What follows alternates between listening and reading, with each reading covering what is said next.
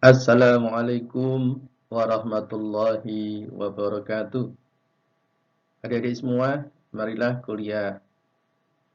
Hari ini kita buka bersama dengan membaca basmalah. Bismillahirrahmanirrahim.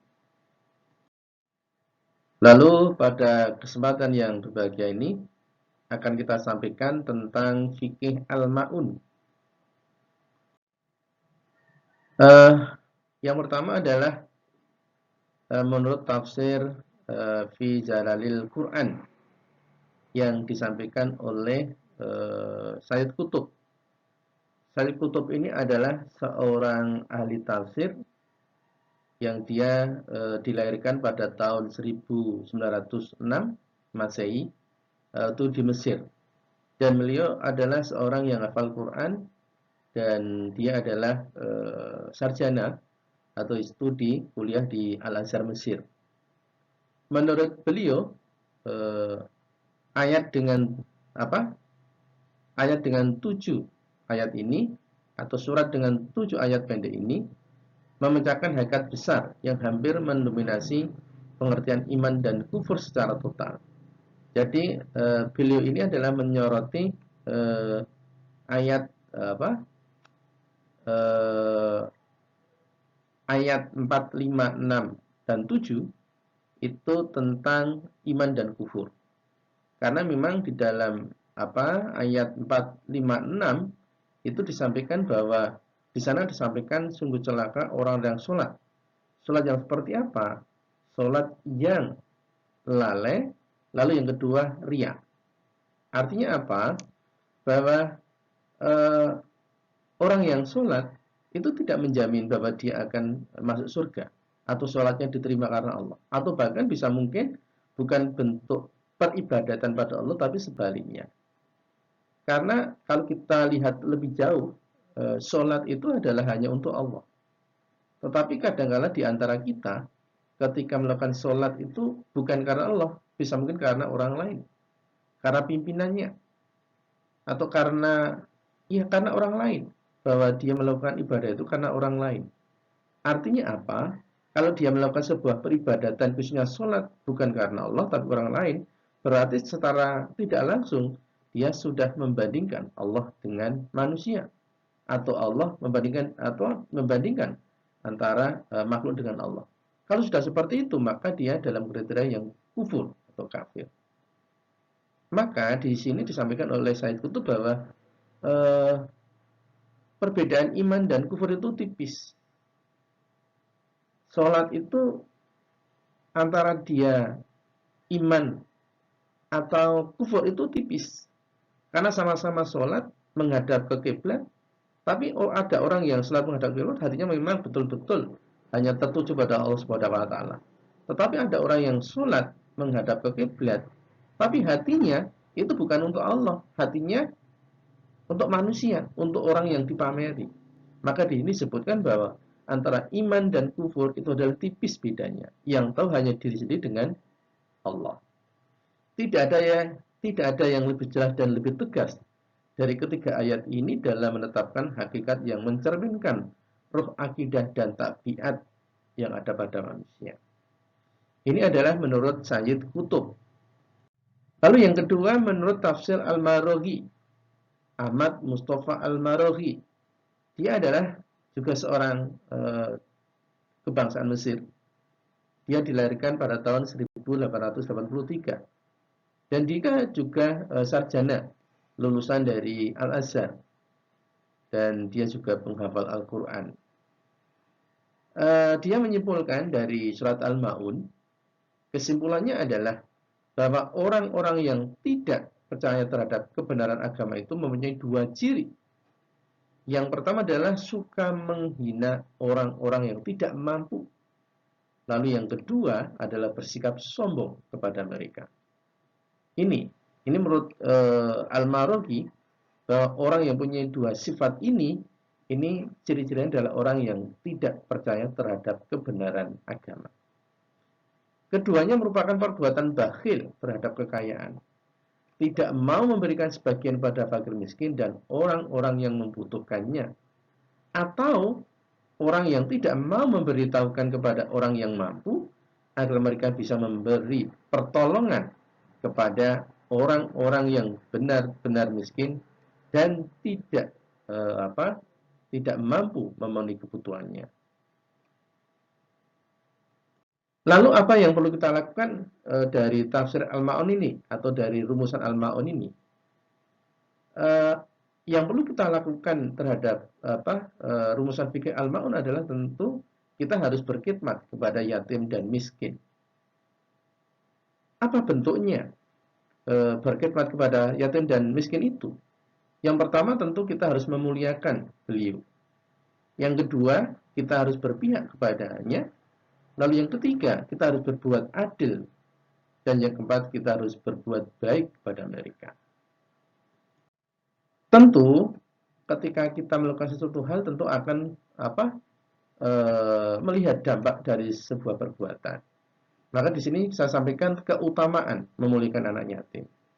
Yang pertama adalah dekat dengan Rasulullah di surga, sedekat jari telunjuk dengan jari tengah. Jadi kalau kita itu memuliakan anak yatim, tentu kita sangat dekat dengan Rasulullah di surga nanti, seperti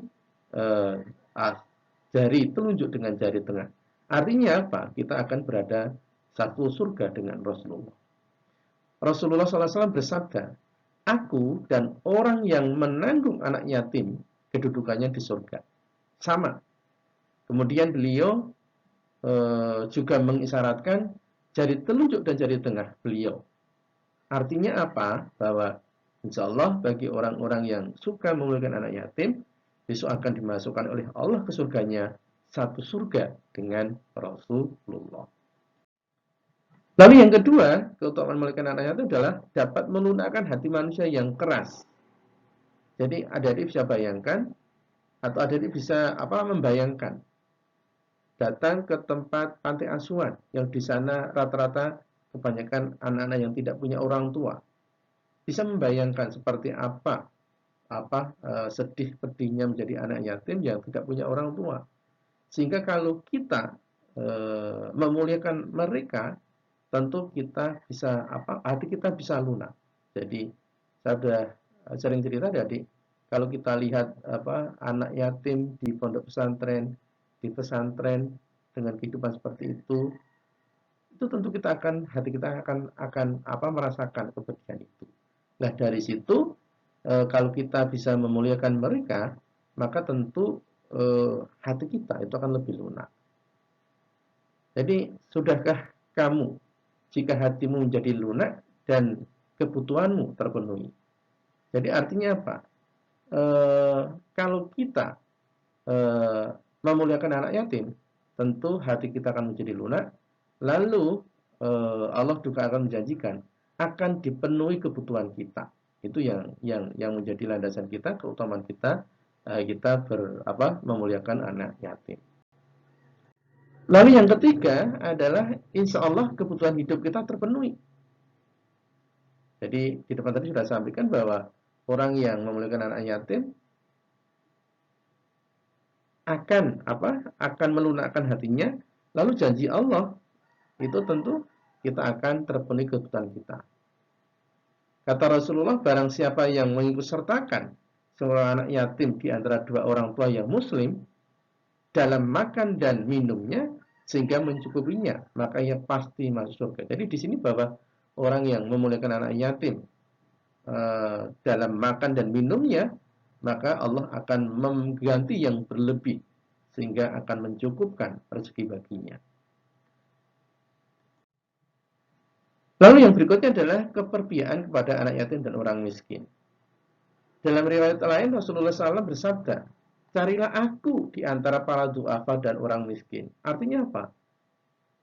Hadis ini menunjukkan bahwa seperti apa dekatnya Rasulullah dengan orang du'afa dan orang miskin. Artinya, ya kedudukan du'afa dan orang miskin itu luar biasa di sisi Allah.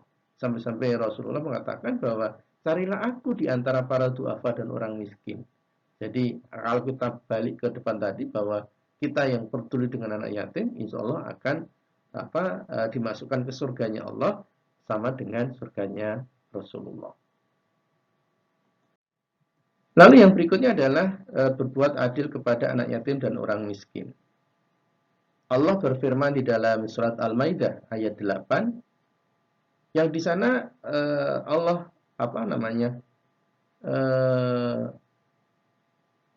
memerintahkan kita untuk berbuat adil kepada anak yatim dan orang miskin. Bahkan kata Allah di dalam ayat ini, i'dilu huwa aqrabu littaqwa. Kata Allah, i'dilu huwa aqrabu littaqwa. Bahwa adil itu akan membawa ke derajat takwa. Atau kalau kita balik, bahwa orang takwa itu cirinya salah satunya adalah yang berbuat adil. Ini yang terpenting. Jadi kalau kita itu berbuat adil, kita menuju kepada ketakwaan. Orang bertakwa itu tentu orang yang berbuat adil. Lalu yang berikutnya adalah berbuat baik kepada anak yatim dan orang miskin. Nah, di sini Allah juga memerintahkan kita di dalam surat Al-Baqarah. Janganlah kamu menyembah selain Allah dan berbuat baiklah kepada kedua orang tuamu, kerabat, anak-anak yatim dan orang-orang miskin. Nah, di sini ketika anak yatim dan orang miskin itu disejarkan dengan orang tua. Artinya apa? Seperti apa luar biasanya kedudukan anak yatim dan orang miskin. Sampai-sampai di ayat ini, di dalam surat Al-Baqarah ini, Allah itu mensejajarkan antara orang tua kita itu dengan anak yatim dan orang miskin. Itu artinya apa? Begitu pentingnya kita harus berbuat baik kepada mereka. Sampai-sampai Allah mensejajarkan anak yatim dan orang miskin itu dengan orang tua kita. Itulah adik-adik rumusan fikih al-ma'un yang perlu kita pahami sehingga kita akan lebih paham lagi tentang surat al-ma'un ini, termasuk di dalam aktivitas kehidupan kita terhadap ya tadi baik terhadap ibadah kita maupun muamalah khususnya kepada yatim piatu dan orang miskin. Itulah kuliah pada siang hari ini, dan marilah kuliah kali ini kita syukuri bersama dengan membaca hamdalah. Alhamdulillahirrahmanirrahim. Kurang lebihnya mohon maaf. Kita akhiri. Wassalamualaikum warahmatullahi wabarakatuh.